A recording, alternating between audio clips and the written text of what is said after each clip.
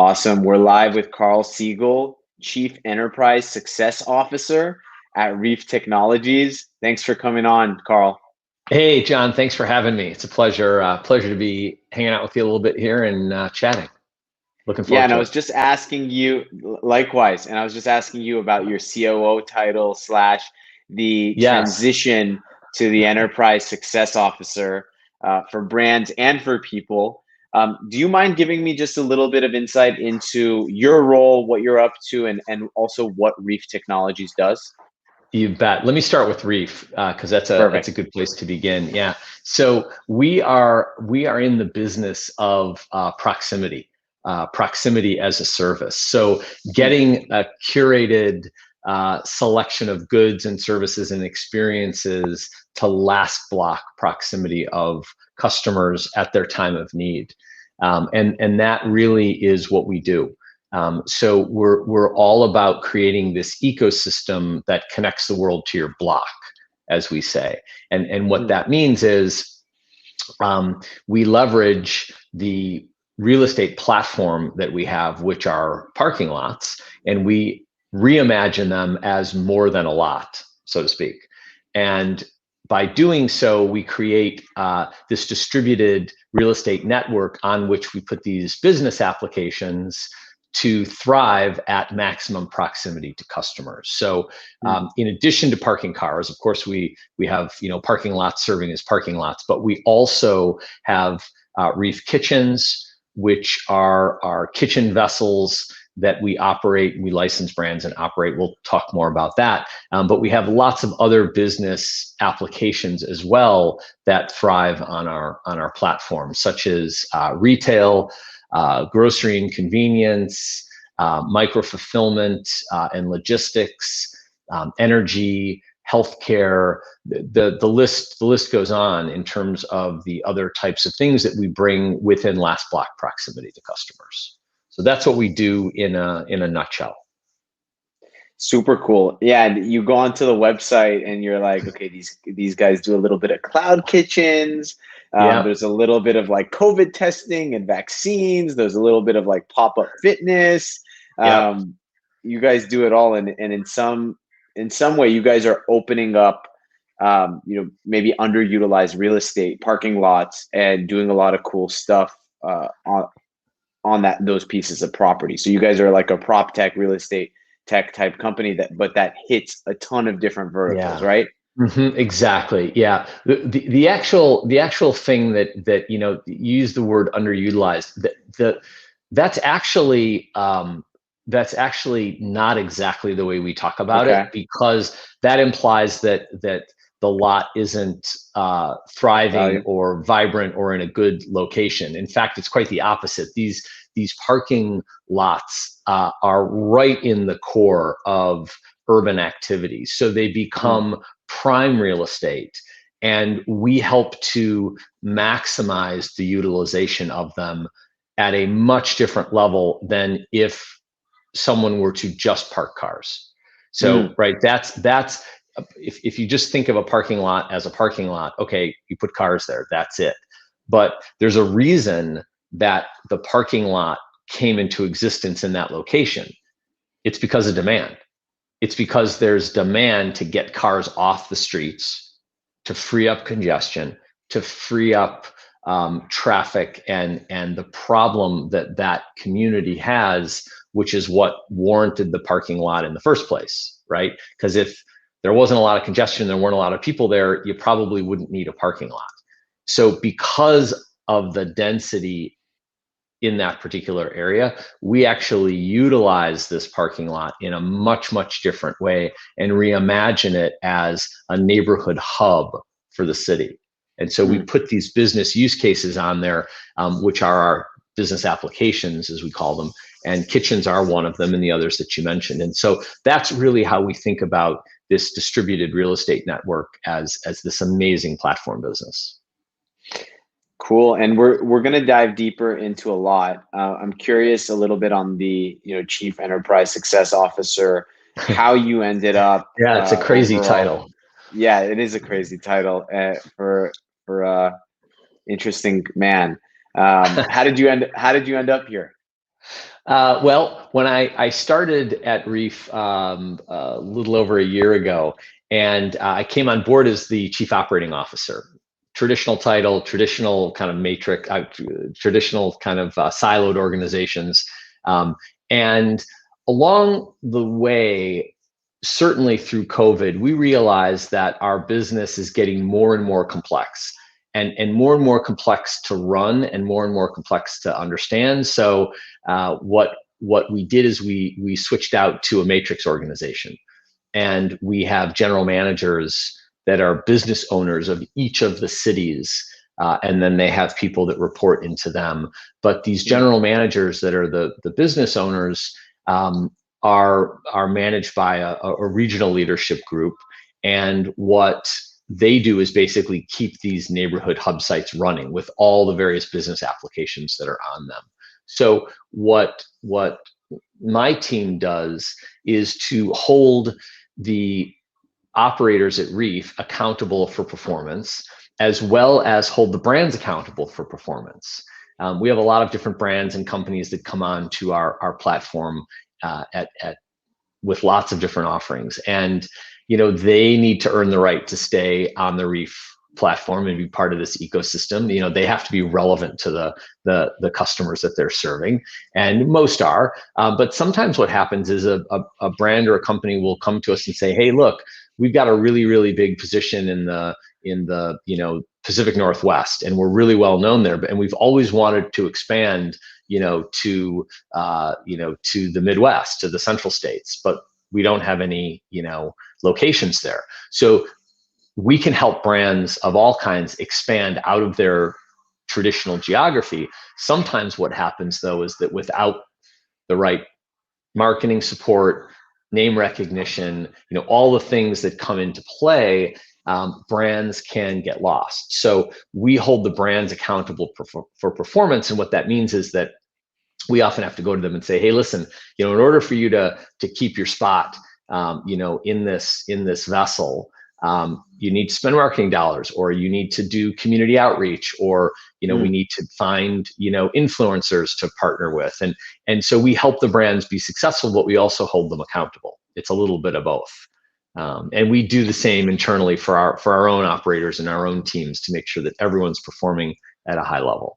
And I also, Yeah. I was just going to say, if that's not complicated enough, I also have the people team reporting, under me as well, because people are such a critical part of our brand and our company and our culture, what we do, how we do it. So making sure that the entire organization is in lockstep is a big piece of it. Yeah, I have a couple notes from a friend that works at REEF, and when I was asking him about you, he said, "Great vibes, man of the people, and looks for positivity, and is even open to celebrating failure." So I love that. yeah, Thanks, we'll man. get into, yeah. How did, like, your restaurant, your background is restaurants, right? So can we Yes. get a little into maybe your career trajectory and path, and then from there we can get into the founding story Sure. behind REEF? Yeah, sure. So as you said, I'm a restaurant guy. Grew up in the restaurant industry from the time I was, a young kid in high school. I worked at a hot dog stand in Chicago, slinging dogs. Summer vacations home from college, I worked in the kitchens at Lettuce Entertain You restaurants, which is an amazing Rich Melman and Lettuce Entertain You, amazing company based in Chicago. And really got bit by the bug for the restaurant industry. Just absolutely fell in love with it. And when I graduated, Lettuce Entertain You offered me a role in management, which was a pretty amazing opportunity for me right out of college. And cut my teeth at Lettuce Entertain You.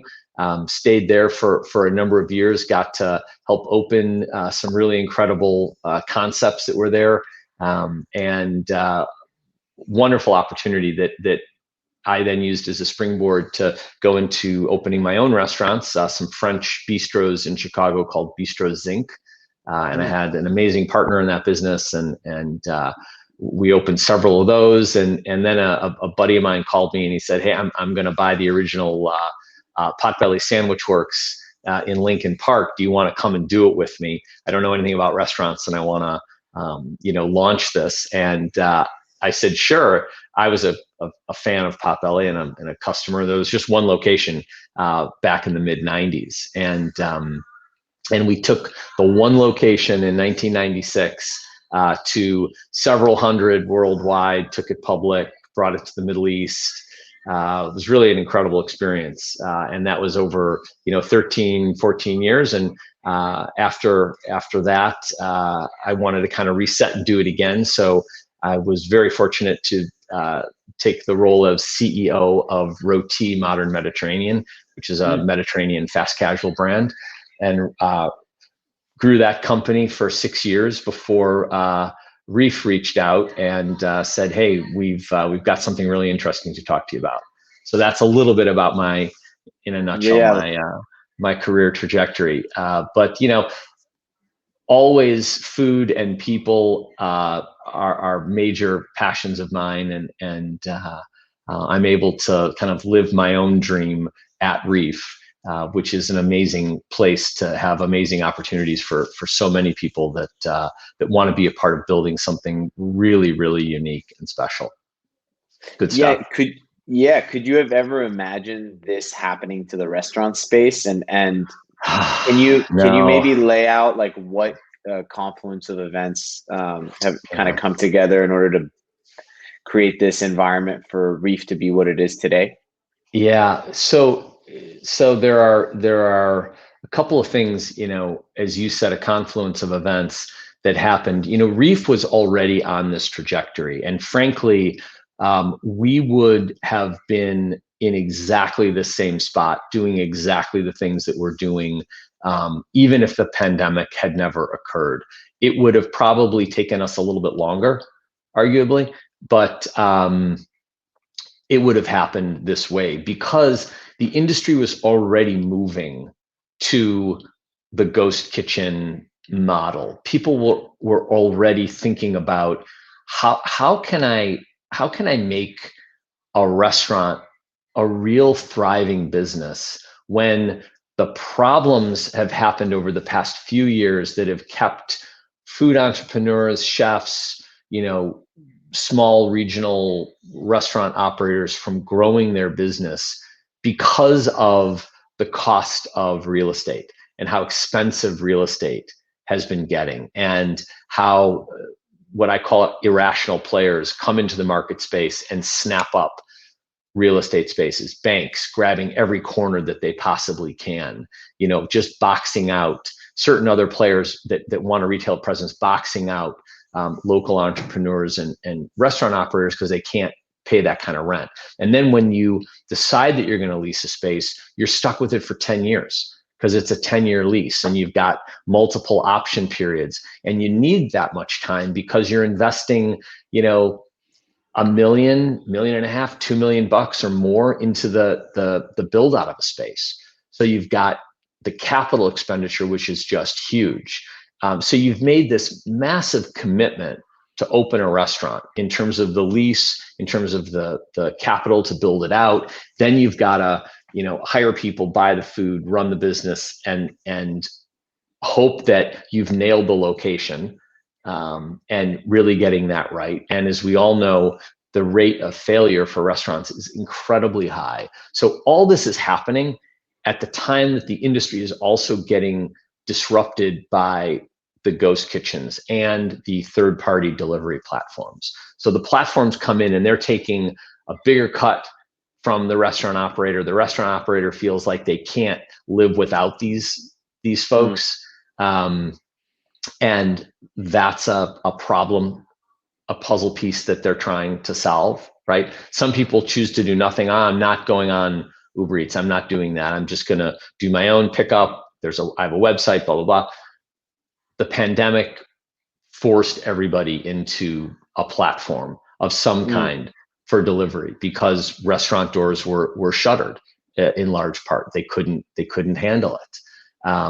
And so our plan was always to do kitchens, REEF kitchens, the way we have been, which is slightly different than the ghost kitchen model. Our model is to license the brand and partner with the brand whether it's an independent chef or whether it's a national chain, bring that brand to life on our platform by learning their recipes, by using their packaging, by getting trained by their training teams, and pulling all this together in a way that allows us to bring the brand to life and allow them to be in this virtual space without people fully recognizing or frankly caring whether it's coming out of a REEF kitchen or whether it's coming from the brand themselves. So because we were already doing this, and then the pandemic hit and it was a catalyst for everything, we just launched into this faster and deeper and more intensely.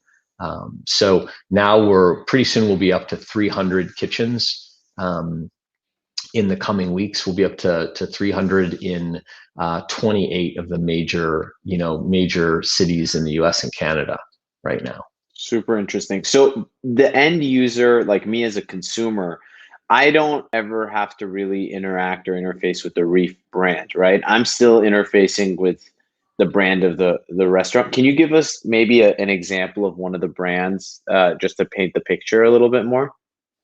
Yeah, sure. So we have a really cool brand. It's a virtual brand called Man vs. Fries. Okay. And this brand was started in the Bay Area, and it's really a really unique menu. Great late night munchy food, some super good stuff on there. Amazing burritos and quesadillas and incredible desserts, and fries are at the center of it. And so we took this amazing brand that we saw and really helped the CEO and founder of this brand to grow and to reach more customers and expand his territory in a way that he wouldn't have been able to do had he just gone out and said, okay, well, I'm going to try to grow this thing myself. He had one small brick and mortar location for a little while, but now we've got him in pretty much every major city all across the US. I mean, the growth for him has been amazing. Regional players like BurgerFi out of the Southeast, a regional burger chain, recently went public in a SPAC. They've got a very, very high quality offering. We've helped them grow. Wendy's, we've started doing Wendy's first in Canada. Now we're doing deals with them all over. So the size and scope of the brands that we work with are amazing. They're all over the place. And then we've got some super niche, interesting brands. One of my favorites is a Vietnamese brand in Miami called Tran An. Amazing chef. He's got one location, and we brought him onto the platform to help him expand his area. So it's literally all over the place in terms of the size and scope. And then you guys are interfacing also directly with the Postmates, the Uber Eats of the world, on that side of the business, in order to make sure that these brands are maximizing the amount of revenue that they can be doing and the amount of business. Yep, exactly right. So we're, we use the major 4 platforms. In Canada, we have some different ones. There's one there called Skip the Dishes that's very big. We're experimenting with some of the smaller ones. So there's a lot to do in terms of making sure brands have great representation on the delivery platforms.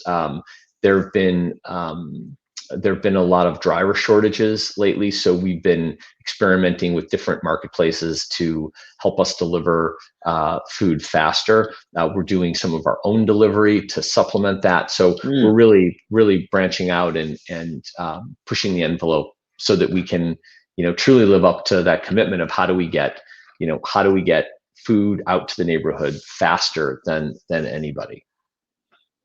So looking down the line, what do you envision that REEF is going to look like in the next 3 to 5 years, and how it's going to maybe transform or shake up the food industry and maybe other industries that you guys are playing in as well? Yeah, I think it's a great question. I think 3 to 5 years down the road, we're going to have so many of our other business applications in massive growth mode, like the growth mode that we're in with kitchens right now. And you'll see all of this come together in what we call neighborhood parks, where they're actually, the parking lot itself is now a place where instead of just sending food or retail or grocery items out into the community, you're actually going to see people coming to us. Areas for live music, areas for wine tastings, for fitness events, for concerts, those types of things, where people can come together and have a true communal area that we call a park, to unify the neighborhood and bring folks in. And I think that's one of the super exciting things that we're doing. You'll see a lot more of that. And as you see the other businesses grow up to equal, and some will even surpass kitchens in terms of growth, it's going to make for some really, really exciting dynamics in terms of how the neighborhood is serviced overall. Yeah, and when we originally spoke, I was like, you guys do so much. What was the MVP? What was the minimum viable product? We got into your own like founding story between Potbelly and some of your other work in the restaurant industry. What was the founders' founding story? How did this all began, and then how did it evolve over time? It started really with a better way to park. It started with a parking app, and technology that allowed the parking lot to be managed digitally from an app that you download, where payment is stored, where your license plate is recognized, where your make and model and color of your car is recognized, and you pull up to the gate and the gate lifts and you pull in and park. And when you leave, cameras look at your car and your plate, and the gate lifts and you leave. And that network of this parking platform is really where it all started. The company was called Park Jockey. And this was only a handful of short years ago. Fast forward, Ari Ojalvo, our CEO and founder, along with his co-founders, recognized that there's more to this proximity play because of these parking lots and how close they are to neighborhoods and communities because of the density, that there's so much more to do. So REEF Kitchens was actually born out of this idea to put other business applications, we called them use cases at the time, on these lots to bring in more revenue for the parking lot owner, and also to drive an entire other business model, which it did.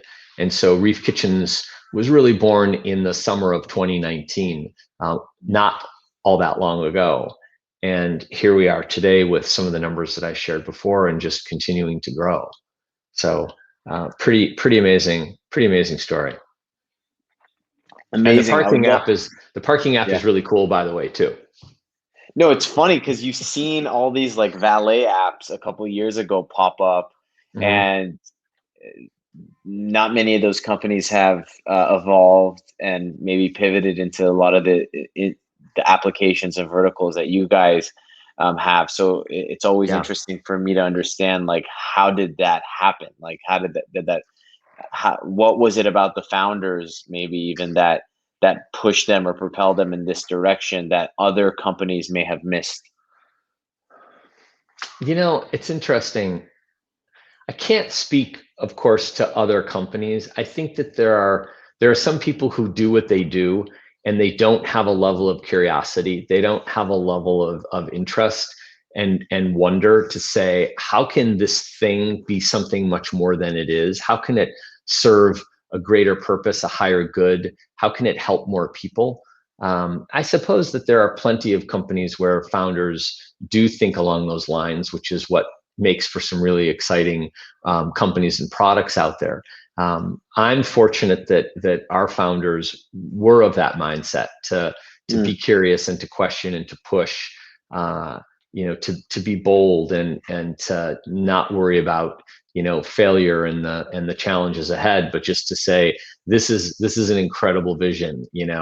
How can we relieve the streets of congestion? How can we limit pollution? How can we help to, use sidewalks for sidewalks and walking on them as opposed to staging UPS deliveries on them or deliveries from the Coca-Cola truck. If you ever see pictures of really look at a picture of what the New York City streetscape looks like, for example, the majority of the cars and vehicles that are on the road are delivery vehicles. They're not even privately owned cars. Yeah, there are a ton of taxis and Ubers, but there are also tons and tons of deliveries happening. So how do we relieve some of that congestion and allow the traffic to flow a little bit more freely? And so through that curiosity, through asking those questions, this business was really born. Yeah, a lot of like thinking about what does the future of cities look like as well. Exactly. I'd love to switch gears a little bit, Carl, into maybe your like wearing your people operations hat. Like even as I was looking at I think your LinkedIn, I was like, oh, he was the chief people officer at Potbelly. As the CEO founder, you're Yes. kind of doing a little bit of everything. And then even as you described your new role or newly branded or minted role at REEF, there is not just the brand focus, but there really is this people focus. Yeah. So Yeah. what is it about you that has gotten you to take that sort of under your belt and for it to become something that is your core competency or something that you're just passionate about? Well, I think they're kind of blended. They're kind of inextricably linked to one another because I'm passionate about it, and I, through my own experience, have seen the importance of culture and getting it right with people, and what happens when you don't. I've made a lot of mistakes around hiring. I've made a lot of mistakes around culture. I've seen both sides of it, and I'm just particularly, in addition to being very, very passionate about food, I'm particularly passionate about bringing amazing teams together, getting people to achieve things that they didn't even know they were capable of achieving as an individual, but as a team and coming together, they're able to do so much more. So so I'm just really passionate about it, and we're at a critical point right now where bringing on not just enough people, but enough of the right people is the name of the game for us. So really making sure that our core values come to life, that that the people who are on the team because they share these things in common. Everybody has their own dreams, right? Everybody has their own goals in life and what gets them up in the morning and excited about coming to work. And it's not our job to brainwash everybody and have everyone, share the same dream around proximity as a service. However, it is really important that people's individual dreams ladder up to what we do, because if they don't, if there isn't some link, if there isn't some connection to what really makes a person tick, and they can't get behind what we do, or they don't see the importance, or it doesn't help to support what they want in life, then frankly, they're just an employee, and they can be employed at any company. There are a lot of terrific places to earn a living out there, but there are very few places to have this type of an adventure. And it all starts with that personal connection. What are your dreams? What makes you tick? What are you looking for in your career? Why do you get up and come to work every day? And I think if we start there, we get at the core of what really drives people. And if we can link that to what we're doing and to our culture and to the REEF experience, being part of this ecosystem, I think then it's a win-win. So how do you do that? Like, how does that trickle down from you? Does it come down to how you train your people and recruiting and talent team in terms of like, yeah, I Yes. guess, how do you Yeah, put that philosophy into practice? absolutely. Well, it's a big piece of who we are as a company, and I can't certainly take credit for masterminding this. It was really an offshoot of who we are as individuals at our founders' core. I mean, I think that when Ari and the other co-founders came together and said, how do we want to behave? How do we want to act? How do we want to live? What's important to us? And then how do we create a dialogue with people that are coming in to understand what's important to them so that we have alignment? Because if you have alignment on that level, on a values level, on a principles level, and you can get dreams aligned around, what individuals are excited about, I think that's a winning formula. And so I happen to also believe that that's the way to do it. I mean, there are lots of ways to do it, right? Some company cultures are really, really tough, and they weed people out by being just like maniacal and terribly driven, and maybe it's not so much fun, but maybe you make a lot of money. I don't know. But my own way of thinking about people and the value that people bring to an organization, the diverse profiles that people have, not just in terms of diversity of who they are and where they came from, but also in their experiences and their perspective and what they bring to it, what they've done, maybe what they haven't done. That makes for a very, very rich tapestry of a workspace. So I definitely credit the founders for their foresight in terms of thinking about our values this way, and it was easy for me to latch on to because it's second nature. Yeah, it sounds like there's a really clear alignment between your own path and the way that the founders and the leadership is thinking about things. Exactly.